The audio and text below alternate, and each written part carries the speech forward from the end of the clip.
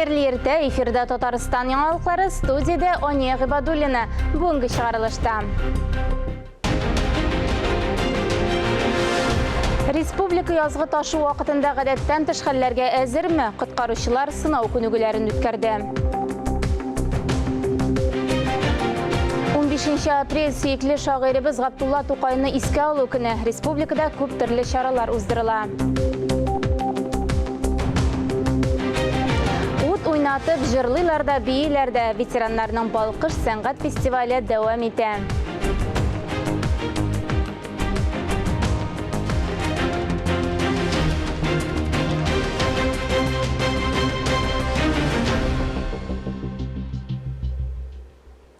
Татарстан президенты Рөстәм Миннеханов Белавтодор директоры Юрий Масюк белән юл төзелеше өлкәсендә хезмәттәшлек турында фикер алышты.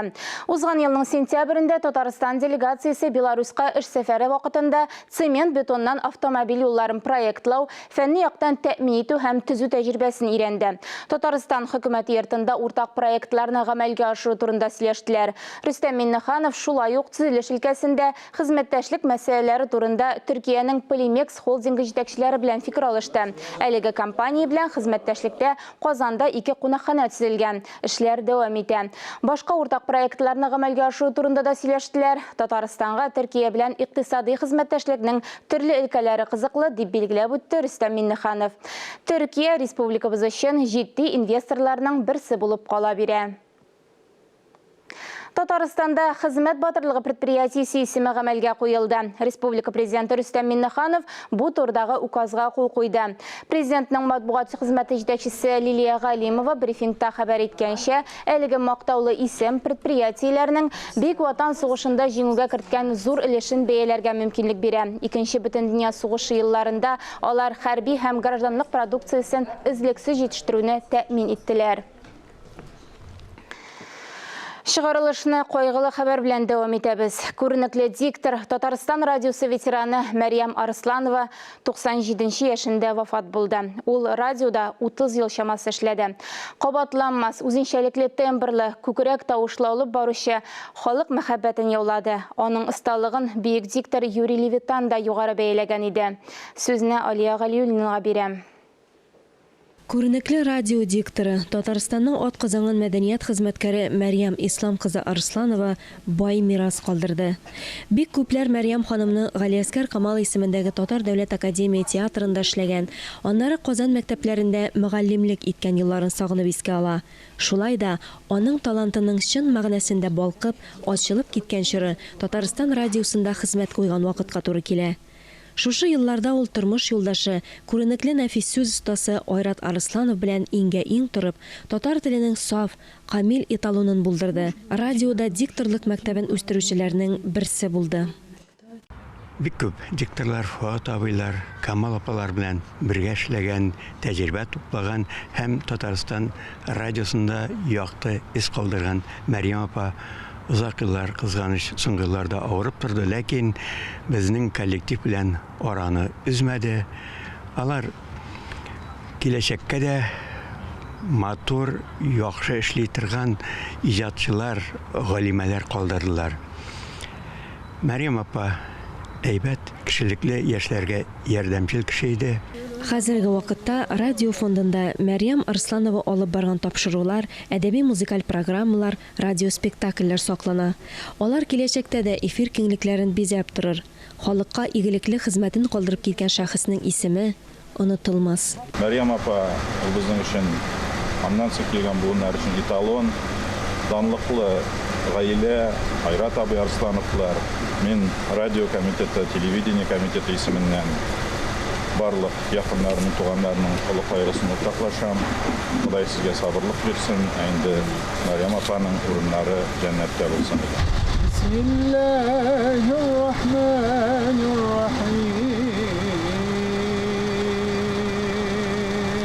Мәрхүмне соңгы юлга озату мәрәсименә элеккеге хезмәттәшләре, иҗатын сөючеләр килгән иде.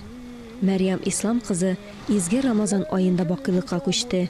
Урыны оҗмах түрендә булсын.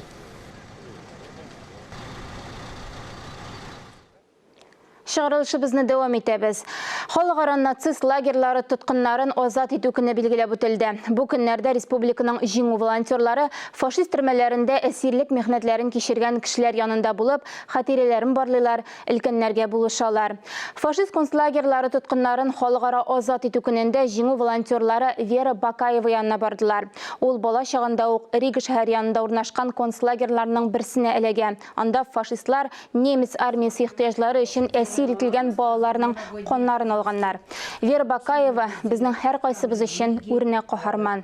Волонтерлар аның хәл-әхвалын белешүдән тыш җиңү хаты белән дә сөендерделәр. Матур итеп бизәлгән открыткага Казан мәктәпләре укучылары исеменнән рәхмәт сүзләре язылган. Шул рәвешле бу көннәрдә җиңү волонтерлары каһарманнар янына килә, иләрен җыештырырга булыша, алар өчен төрле чаралар оештыра. Казанда Татарстандагы беренче хәрби патриотик тәрбия үзәге ачылды. Анда булачак ил сакчылары күнегүләр уза, хәрби әзерлек нигезләрен үзләштерә, яз көне хәрби хезмәткә чакырылган егетләр хәзер медицина тикшерүен үтә. Алда аларны хәрби хезмәт көтә, кайберләренә махсус частьләрдә хезмәт итү мөмкинлеге дә бар. Тулырак киләсе репортажда. Гадәти тормыштан армия хезмәтенә сукмак хәрби комиссариатта башлана. Хәрби хезмәткә чакырылучылар башта медицина тикшерүен уза. Кирәкле кабинетларны зиләр, хәрби белгечлек белән кызыксыналар. Профессия техник-программист. Мин белгечлегем буенча программист. Шушы белгечлек буенча компьютерларга бәйле урында хезмәт итәргә теләр идем. Хәрби хезмәткә чакырылучылар арасында истабарлар да бар. Бу юнәлеш аларга тормышта үзләрен табарга мөмкинлек бирә. Гадел Гатауллин истабарлар хәрәкәтендә. Ул булачак солдат. Элекеге солдатлар турында да күп нәрсә белә. Берничә экспедициядә катнашкан. Был на многих экспедициях в Либане, на Зайцевой горе, на Невском пятачке. Летом ухожу. Зайцевая гора, Невский тирәсендә эзләнүдә катнаштым. Җәен хәрби хезмәткә китәм. Махсус эзләнү батальонында хезмәт итәчәкмен. Махсус эзләнү батальоны Россия кораллы көчләренең уникаль бүлеге. Хәрби истабарлар составына эләгү җиңел түгел. Гадел өчен ул гадәти хәтер вакытысына әйләнгән инде. Мальчик должен уметь и обращаться с оружием. Эзләнү отряды бер юнәлеш, армия корал белән дә эш итәргә, ватанны сакларга да өйрәтә. Бу бик мөһим. Мондый батальонның булуы бик яхшы. Россиядә язгы чакырыш кампаниясендә армиягә 130 мең егет чакырыла. Сәламәтлекләре, белем дәрәҗәләре нигезендә хәрби частьларга тараталар. Оборона министрлыгында хәрби хезмәткә чакырылучыларның хәрби хәрәкәтләр алып барган урыннарга җибәрелмәвен билгеләп үттеләр. Фарис Мөхәммәтов, Вадим Струминский, Дамир Мөхәммәтханов, Татарстан яңалыклары. Россиянең гадәттән тыш хәлләр министрлыгы суда иретү сынау күнегүләрен үткәрде.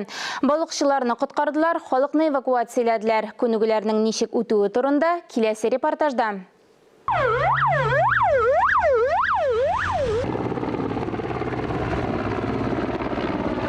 Елганың уртасындагы кечерәк кенә объект барлык оператив хезмәтләрнең игътибарын җәлеп итте. Ул минут сайын су астына тирәнгәрәк төшә. Озакка сузарга ярамый. Кешеләрне көймәләрдә эвакуацияләделәр. 114 второму.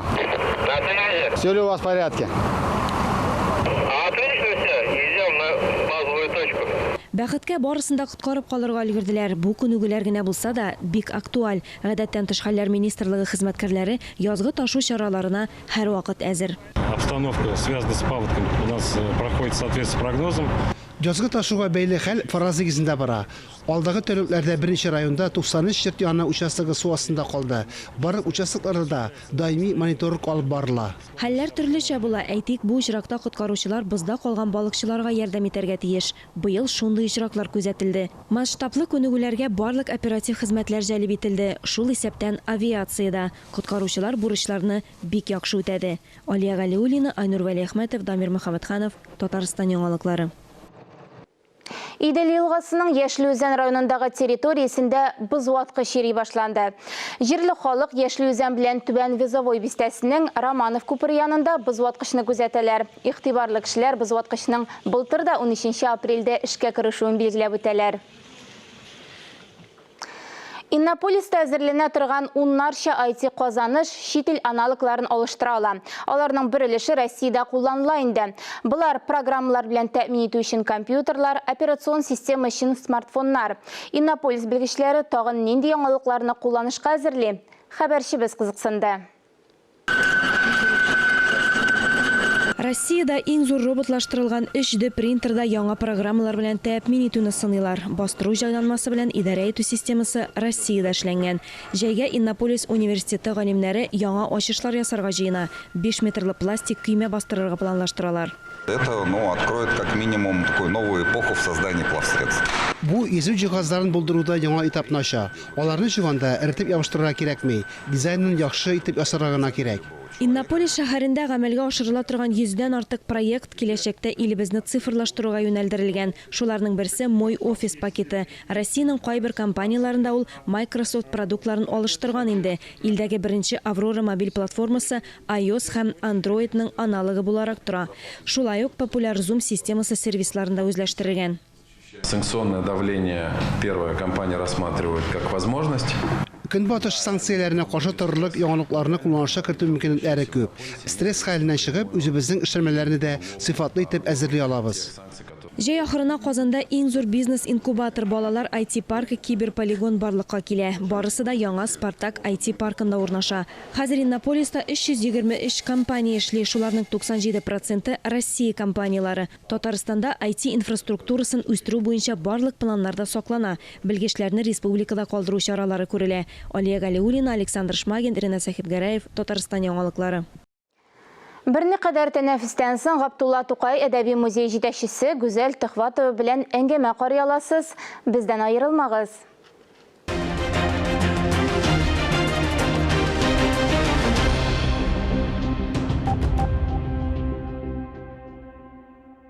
Рәдиф Гаташ исемендәге 2нче Республика фәнни-гамәли тикшеренү һәм иҗади эшләр конференциясе булып узды.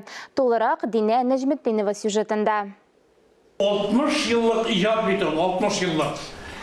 Рәдиф Гаташ узган гасырның 60нчы еллар башында татар шигърияте мәйданына үзенчәлекле шигъри әһәне белән чыккан талантлы шагыйрьләрнең берсе. Шагыйрьне табигать, тирәюн мәхәббәт илһамландыра. Атаклы язучының иҗаты белән тагын да якынрак танышу максаты Рәдиф Гаташ исемендәге конференция оештыру. Катнашучы шагыйрьнең шигырьләрен төрле яктан тикшереп карый, мәхәббәт юнәлешенә аеруча йогынты ясый, хәтта берничә чит ил теленә тәрҗемә итә. Мәсәлән, чечен теленә. Вайца адмаш, тани дуэлху, тани дуэлу. Ишта даим хыла деза. Без кешеләр туры килә икән, шатланабыз, шашып көләбез. Кайгы килгән чакта кайгырабыз. Яшьне түгеп, елый беләбез. Мең еллардан мирас ил бизәгедер, халкым күңеленең төседер бу яулык. Күптән түгел әлеге конференциядә яңа номинация барлыкка килде. Кул яулык остазлары көч сынашты. Яңа номинациянең барлыкка килү тарихы бик үзенчәлекле. Рәдиф Гаташның яшь чак хатирәләре белән бәйле. Бу конференция баштауга әйтеп куям, 2нче ел инде һичләрдән ойный алмыйм, әле ойнамаган сәгатьләремнән шикелле һич тә көтелмәгәнчә бик матур итеп әзерләнгәннәр. Һәм менә сез әйткәнчә, әле төрле телләргә тәрҗемә итүдә һич көтелмәгәнчә булды. Япончага, французчага, инглизчәгә, хәтта чечен теленә, үзебезнең Россиядән. Һәм шунысы кызыклы, Испаниядән минем сүзләргә җырны, Сара Салыкованың безнең җыр дигәнне скрипкада уйнадым, моннан кайткән. Яни Испаниядә скрипка дәресләре бирә торган кызыбыз, татар кызы. Менә шундай онлайн бер кызыклы матур әйбер булды. Иң истәлекле мизгелләрнең берсе бүләкләү тантанасы. Барлык катнашучыларга дипломнар һәм бүләкләр тапшырылды. Динә Нәҗметдинова, Тохир Хәсәнов, Татарстан яңалыклары. Россиядәге беренче автотуристик фестиваль Татарстан җирендә 2 июньнән 5 июньгә кадәр уза. Фестивальдә 1500-гә якын катнашучы көтелә. Алар Россия һәм бәйсез дәүләтләр берлеге илләре автосәяхәтчеләре җәмгыяте вәкилләре, автотехника җитештерүчеләр, оештыручылар матбугат конференциясе үткәрде. Фестивальне 3000-гә якын тамашачы күзәтеп дип көтелә. Ул борынгы Болгар музей тыюлыгы территориясендә үткәрелә.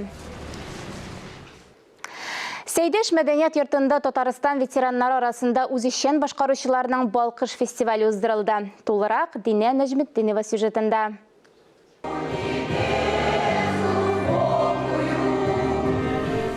Балкыш фестивале өлкән буын өчен яңа сулыш яшәү яме 2012 елдан бирле исти башлады. Быел фестивальгә 10 ел. Әби бабайлар бик теләп катнашалар. Сәхнәдә өлкән яшьтә биеп җырлап йөрү үзе зур бәхет.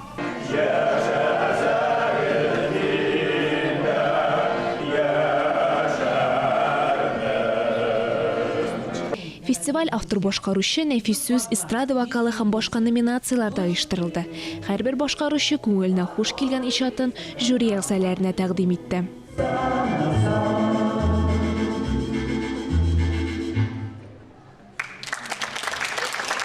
Бүгінгі күнде фестивальның кеңлігі, аның масштабы әйтіп бітірсіз зор. Бұл фестивальның келешегі зор деп үмітлейбіз. Аның артында чөнки халық тұра, өлкән яшьтәге халық тұра, олардың талантлары тұра, олардың тормышка булган омтылышлары тұра. Жюри әгъзалары катнашучыларның чыгышларына шак катып, сыкланып югары бәя биреп баралар. Фестивальгә бик ныклап әзерләнгәннәр, махсус костюмнар тектирткәннәр, чыгышларын тагында бизәп җибәрер өчен төрле алыннар кулланганнар. Жырлар сайлаганда анда безнең халкыбызның күптәнге җырлары бар. Менә Күкмарада 91 яшьлек бер авыл имәннәр, шаулы җырлар җырласын инде. Аннан соң 86-87 яшьлек әбиләр менеп Фатих Кәримов шушы патриотик тема шигырын укып бирә икән. Залда бер дә битараф кеше калмады. Менә алар яшьләрен санамыйчан матур итеп тормышын үзәгендә кайнап, алга рәтләрдә бара торган кешеләр икән.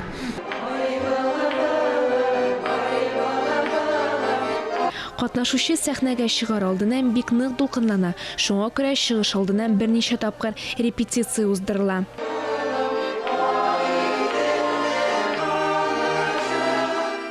Табигатьтә яз, табигатьтә кояш, күңелләрдә җыр моң балкышы. Балкыш фестиваленең беренче көненнән үк без уенчан көненнән үк сәхнә төрләрендә җырлап халкыбызга сөю бәхете, җыр бәхете өләшеп йөрибез. Гала концерт 29 апрель көнне филармония концертлар залында уздырылачак. Динә Нәҗметдинова, Тахир Хәсәнов, Татарстан яңалыклары. 15 апрель сөекле шагыйребез Габдулла Тукайны искә алу көне. Бейек шагыйр истәлегенә күп төрле чаралар уздырыла. Татарстан радиосының иртәнге турдан-туры эфиры шушы һәм апрельдә Тукайның туган көненә багышланган чараларга багышланды. Габдулла Тукай әдәби музей җитәкчесе Гүзәл Төхватова шагыйр иҗатын һәм яшәешен чагылдырган яңа ачышлар, тематик күргәзмәләр, экскурсияләрне оештыру тәртибе турында сөйләде. 2021 ел ахырында нәшр ителгән Мәҗмугай китабының үзенчәлекләренә тукталды. Безнең кайбер сорауларга да ачыклык кертте. Гүзәл ханым, хәерле иртә. Хәерле иртә. 15 апрельдә Тукайга багышланган нинди чаралар оештырыла? 15 апрель чыннан да инде ул Тукайның вафат булган көне һәм бу көндә Габдулла Тукай әдәби музеенда республика күләмендә төрле чаралар оештырыла.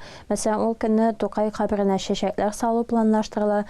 Һәм шуннан соң инде Габдулла Тукай әдәби музеенда без үзебезнең тамашачыларыбызны Тукай ядкәрләре дип аталган экскурсиядә көтеп калабыз. Анда Тукайның музейда сакланучы шәхси ядкәрләре хакында, кызыклы экспонатлар хакында экскурсия тәкъдим ителәчәк. Һәм шулай ук Тукай сүзләренә язылган җырлар, Тукай шигырьләре яңгыраган концерт була. Ул концертта Галиаскар Камал исемендәге театр артистлары һәм шулай ук инде күренекле артистларыбыз Тукай шигырьләрен укырлар дип планлаштырыла.